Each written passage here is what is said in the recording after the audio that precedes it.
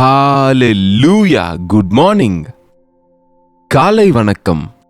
ஆமாங்க, ஒவ்வொரு நாளும் நமக்கு விசேஷமான நாளா ஆண்டவர் ஃப்ரெஷ்ஷா கொடுத்து கொண்டு இருக்கிறாரு.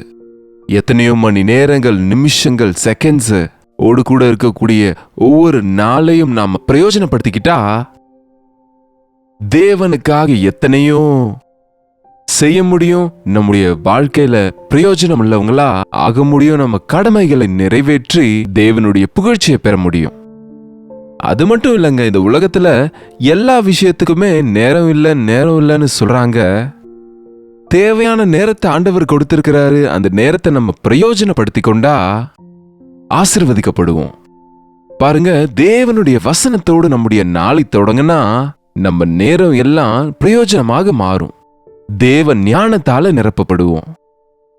வாங்க ஒரு சிறிய ஜெபம் செய்வோம். பரிசுத்தரே, மக்கு நன்றி ஆண்டவரே. எங்கள் நாட்களை எண்ணி பார்க்க எங்களுக்கு கற்றுக் கொடுங்கப்பா.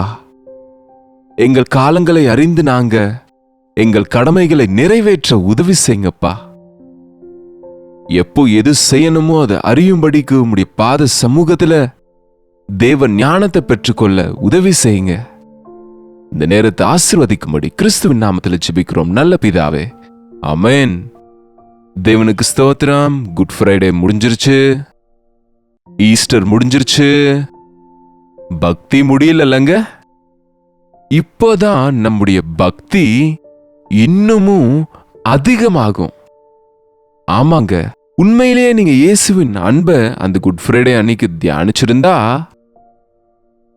உண்மையாகவே நம் தேவன் உயிர்த்தெழுந்தவர், அவர் ஜீவன் உள்ளவர் என்று உணர்ந்திருந்தா நிச்சயமா நம்முடைய வாழ்க்கையில ஒரு வித்தியாசம் காணப்படுங்க. எனக்காக ஆண்டவர் மரிச்சாரு, ஆனாலும் அவர் மரித்த தேவன் அல்ல, உயிர்த்தெழுந்தவர். என்னை நேசிக்கிறாரு, எனக்கு எல்லாவற்றையும் அவர் கொடுக்கிறார். அவர் என்னை சிருஷ்டித்த கர்த்தர், என் ரட்சிப்பின் கர்த்தர். எனக்காக சீக்கிரத்தில் வரப்போகிற தேவாதி தேவனாய் கர்த்தாதி கர்த்தராய் வரப்போகிற ஏசாண்டவருக்காக காத்திருக்கணும் என்ற ஆசை நமக்கு இருந்தா நாம இந்த உலகத்துல பயணம் செய்கிறவர்களாகவே இருப்போங்க. உலகத்தை நேசிக்க வேண்டாம் ஆண்டவர் சொன்னார். உலகத்தை ஆகிலும் உலகத்தில் உள்ளவைகளை ஆகிலும் நேசிக்க வேண்டாம். உலகத்தில் இருப்பவைகள் எல்லாம் மாம்சத்தின் இச்சை, கண்களின் இச்சை, ஜீவனத்தின் பெருமை, இவைகள் பிதாவினால் உண்டானதல்ல. உலகத்துக்கு சிநேகிதனாய் இருக்க விரும்புகிறவன் தேவனுக்கு பகைஞனாய் இருக்கிறான். இவ்வளவு இயேசுவினுடைய அன்பை ருசி பார்த்த பிறகு, அவர் நன்மைகளை அனுபவித்த பிறகு, இவ்வளவு பெரிய ரட்சகரை நாம கனப்படுத்தாம, அவரை நேசிக்காம, இன்னும் நம்ம உலகத்தை, இந்த உலகத்தில் இருக்கிற பொருட்களையும் உலகத்தினுடைய காரியங்களையும் நம்ம நேசிக்கிறவங்களாக இருந்தா ஐயோ, நமக்கு ஐயோங்க. உயிர்த்தெழுந்த பின்பு இயேசு ஆண்டவர் பேதுருவை ஒரு கேள்வி கேட்கிறார். எல்லாம் முடிஞ்சிருச்சு. உயிர்த்தெழுந்த பின்பு பேதுருவுக்கு எல்லாமே புரிஞ்சு போச்சு. அவர் ஜீவிக்கிறார் என்று தம்மை தாம் வெளிப்படுத்தி கொண்டாரு. ஆனா திடீரென்று ஒரு நாள் பேதுரு, நான் மீன் பிடிக்க போகிறேன் என்ற போது சீஷர்கள் சிலர், நாங்களும் உம்மோடு வருகிறோம்னு சொன்னாங்களாம். என்னங்க இது? ஏசு ஆண்டவரே, என்னுடைய வாழ்க்கையை உமக்கு ஒப்பு கொடுக்கிறேன். இதோ ஆண்டவரே, என்னுடைய கைகளையும் கால்களையும் உமக்கு நான் அர்ப்பணிக்கிறேன் என்று, என்னுடைய உயிர் உங்களுக்காகவே ஆண்டவரே, என்னுடைய வாழ்க்கை உங்களுக்கே என்று ஆலயத்துல ஜெபித்த நாம ஞாயிற்றுக்கிழமை முடிந்ததுமே திரும்ப நாங்க பழையது போல எங்களுடைய வேலைகளுக்கு போகிறோம். எங்க காரியங்கள், எங்கள் சூழ்நிலைகள்ல நாங்க இருப்போம். எங்களுக்கு இஷ்டமானதை செய்கிறவர்களாகவே இருப்போம்னா நம்ம பக்திக்கு அர்த்தம் இருக்கா? ஐயோ! யாராகிலும் என்னை பின்பற்றி வர விரும்பினால், குட் ஃப்ரைடே அன்னைக்கு மட்டும் இல்லைங்க, ஒவ்வொரு நாளும் தன்னுடைய சிலுவையை எடுத்துக்கொண்டு என்னை பின்பற்ற கடவன்னு ஆண்டவர் சொல்லியிருக்கார்ல. நான் திரும்பவும் மீன் பிடிக்கப் போகிறேன் என்று இரவெல்லாம் பிரயாசப்பட்டாலும் ஒரு மீன் கூட கிடைக்கல.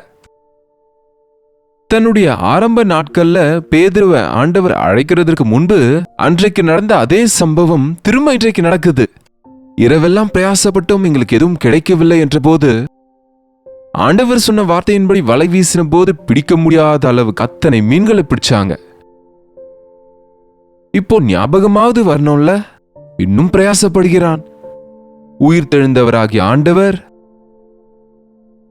அந்த கலிலேயா கடற்கரையின் ஓரமாய் நின்று, பிள்ளைகளே, போஜனம் பண்ண ஏதாவது இருக்கான்னு கேட்டா பதில் சொல்றாங்களே தவிர அவர் யார் என்று உணரவில்லைங்க. நான் எருசலேம் போனப்ப அந்த கலிலேயா கடற்கரையில இயேசாண்டவர் எங்க நின்று அந்த நெருப்பின் மேலே அந்த மீன்களை சுட்டு அப்பத்தையும் உணவையும் ஆயத்தப்படுத்தினாரோ அந்த இடத்திலே ஜபம் செய்து கொண்டோம். அங்க இருக்கிற வீடியோஸை நாங்க எடுத்து உங்களுக்கு ப்ரோக்ராம்ஸாக கொடுத்தோம். அந்த இடத்துல நிற்கும்போது உடம்பு சிலிர்த்து போகுதுங்க. இன்னும் தேவனுடைய சந்நிதியை அங்க உணர முடிகிறதுங்க. அந்த நீல நிறமான அழகான தண்ணீர்கள் உள்ள அந்த கடற்கரையின் அல்லது ஏரிக்கரையில் ஆண்டவர் அவருடைய சீஷர்களை எவ்வளவு நேசிக்கிறாரோ பாருங்க. நான் வானத்துக்கு ஏறி போய்விட்டேன் என்று அங்கேயே உட்கார்ந்திருக்கிற தேவன் அல்லங்க அவர். எப்படி உங்கள் கண்களுக்கு முன்பாக இயேசுவானவர் வானத்துக்கு எழுந்தருளி போனாரோ அப்படியே மீண்டும் வருவார் என்பது உண்மைதான். என் ஆவி உங்களுடனே கூட வரவில்லையா? என் சமூகம் உங்களுக்கு துணையா வரலையா? நான் உங்களோடு என்றைக்கும் இருப்பேன் என்று சொல்லவில்லையா என்பது போல இன்றைக்கு கூட இயேசாண்டவருடைய பார்வை நம்ம மேலதான் இருக்குதுங்க. நம்முடனே இருக்கிறார், நம்புங்க. முடிந்துவிட்ட பண்டிகை அல்ல, முடிந்துவிட்ட அனுபவம் அல்ல. ஒவ்வொரு நாளும் புதிய அனுபவத்தோடு ஆண்டவரை பின்பற்ற கற்றுக்கொள்ளணும். அதற்காக தான் அனுதின தியானம் ஒவ்வொரு நாளும் உங்கள் இடத்துல கொண்டு வருகிறோம். எந்த நாளுக்கு அந்த நாள் இயேசாண்டவரின் வார்த்தைகளை கேளுங்க. அவர் நம்மை கேட்கிறாரு, அவருக்கு பதில் சொல்லுங்க. அவர் நமக்கு ஆலோசனைகளை கொடுக்கிறாரு, சரியாண்டவரேன்னு சொல்லுங்க. பேதுருவை உட்கார வைத்து, சீமோன் பேதுரு, நீ உண்மையிலேயே என்னை நேசிக்கிறாயா? இவர்கள் எல்லாரை விட என்ன அதிகமா நீ நேசிக்கிறாயா என்று கேட்டார். அதற்கு பேதுரு ஆமா ஆண்டவரே என்றார். திரும்ப இரண்டாம் முறை, சீமோன் பேதுரு, நீ உண்மையிலேயே என்ன நேசிக்கிறாயா? ஆமா ஆண்டவரே. மூன்றாம் முறை திரும்பவும் கேட்டாரு, உண்மையிலேயே என்னை நீ நேசிக்கிறாயா? பேதுரு விசனப்பட்டானா, கொஞ்சம் வேதனைப்பட்டாராம். குத்தி குத்தி கேட்கிறீங்களே ஆண்டவரே, திரும்ப திரும்ப கேட்கிறீங்களே ஆண்டவரே, நீர் எல்லாவற்றையும் அறிவீர் அல்லவா என்றார். 3 முறை இயேசு எனக்கு யாருன்னு தெரியாதுன்னு மறுதளிச்சாரு இல்லங்க. 3 முறை தன்னுடைய வாயினாலே இப்போது உண்மையிலே ஆண்டவரை நேசிப்பதாக ஒத்துக்கொண்டார். இப்போ நீங்க நேசிக்கிறீங்கன்னு வாயின் வார்த்தையினால சொன்ன பத்தாதுங்க. உண்மையிலேயே இயேசாண்டவரை நேசிக்கிறவங்க அவர் சொல்லுகிற வார்த்தைய செய்யணும். ஏசாண்டவரை நேசிக்கிறவங்க அவருடைய சித்தத்துல நடக்கணும். முதல் முறை என்னை நீ நேசிக்கிறாயா என்ற போது ஆமாண்டவரை நேசிக்கிறேன் என்ற போது ஆட்டுக்குட்டிகளை மேய்ப்பாயாக என்றார். இரண்டாம் முறை கேட்டபோது ஆமாண்டவரே உம்மை நேசிக்கிறேன் என்ற போது என் ஆடுகளை மேய்ப்பாயாக என்றார்.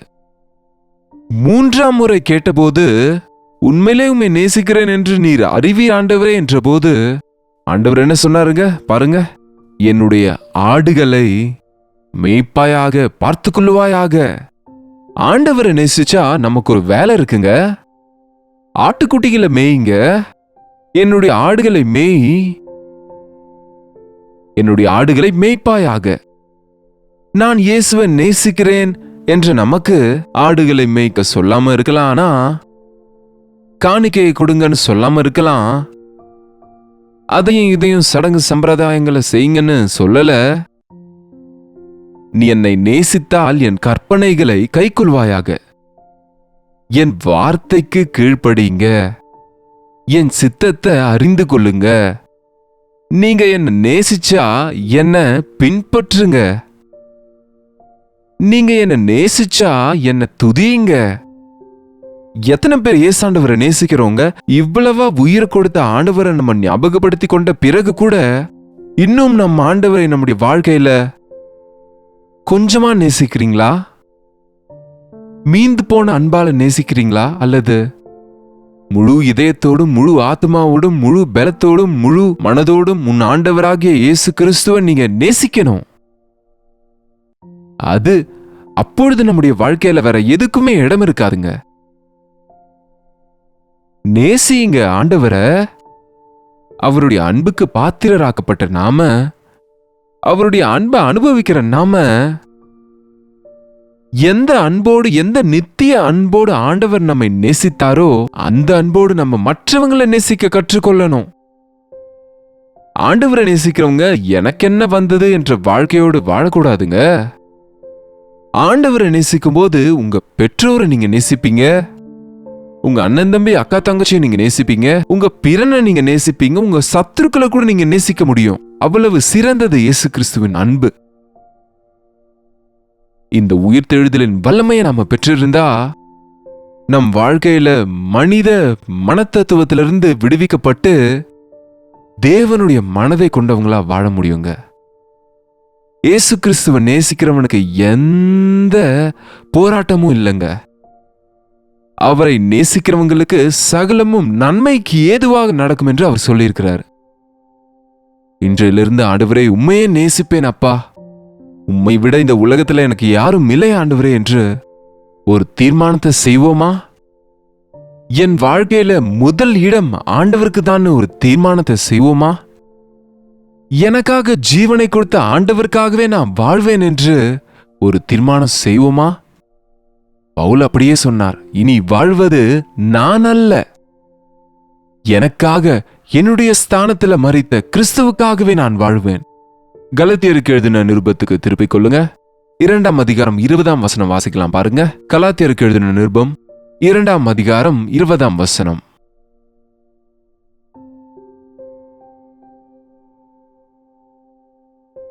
நான் கிறிஸ்துவுடனே கூட சிலுவையில் அறையப்பட்டேன், இனி பிழைத்திருக்கிறது நான் அல்ல, கிறிஸ்துவே எனக்குள் பிழைத்திருக்கிறார்.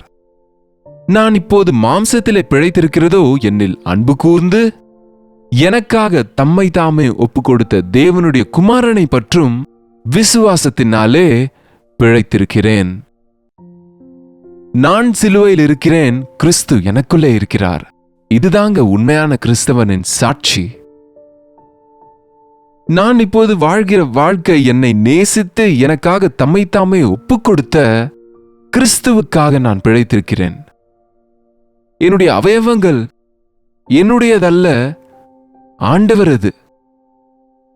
இந்த அவயவங்களை ஆண்டவருக்காக பயன்படுத்துவேன். என் வாழ்க்கையில ஒவ்வொன்றும் ஆண்டவரை மகிமைப்படுத்துவதாக வாழுவேன் என்று ஒரு தீர்மானம் செய்து கொள்ளலாம். ஒரு ஒப்பந்தம் செய்து கொள்ளுவோம். அன்பு தேவனுடைய வார்த்தையை கேட்பதில் ஆசைப்படும், காத்து கொண்டிருக்கும், ஆனந்திக்கும்.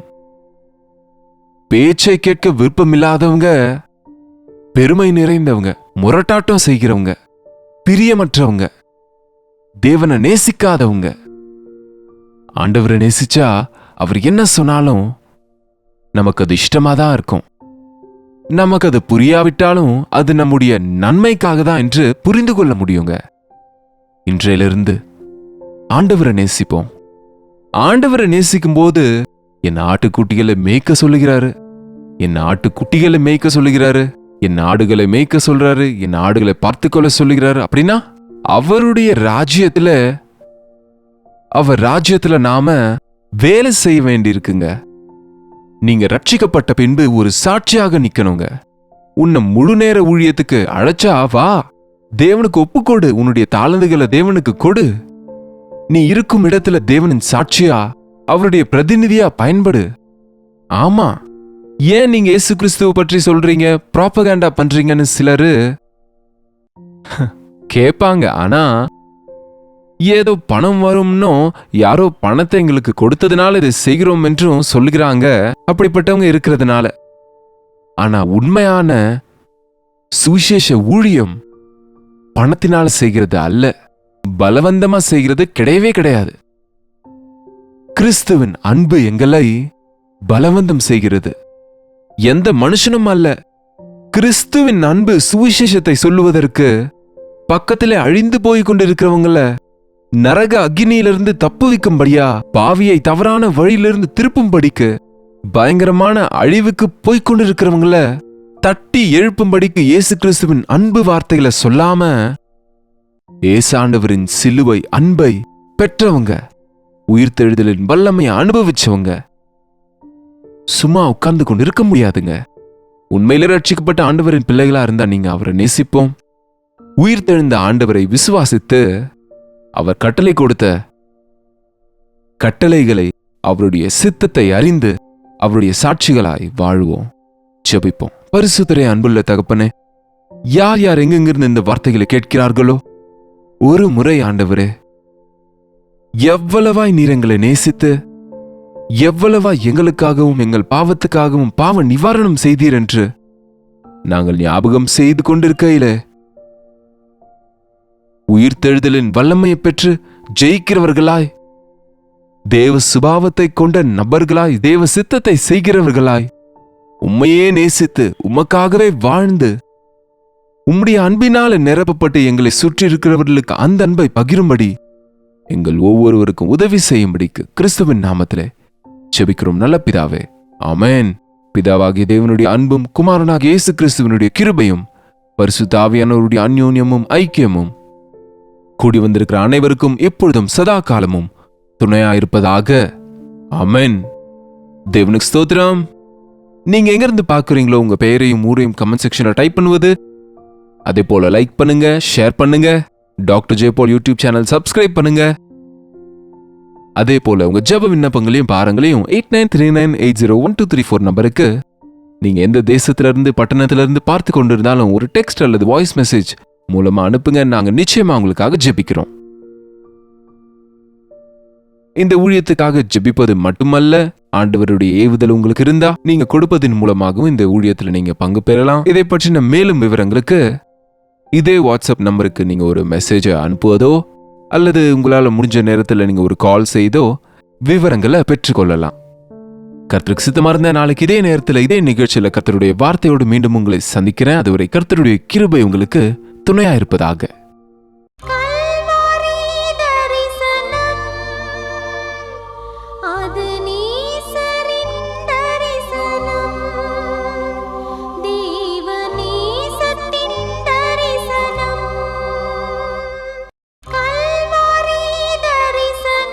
ஒவ்வொரு நாளும் வசனம் தியானிப்பேன், ஒவ்வொரு காலையிலும் உம்மை சந்திப்பேன். ஒவ்வொரு நாளும் வசனம் தியானிப்பேன், ஒவ்வொரு காலையிலும் உம்மை சந்திப்பேன். என்னோடு பேசும் தெய்வம் நீ, இன்றும் என்னோடு பேசிடும். வார்த்தை ஜீவன் உள்ளது, இன்றே என் வாழ்வை மாற்றிடும். அனுதின தியானம்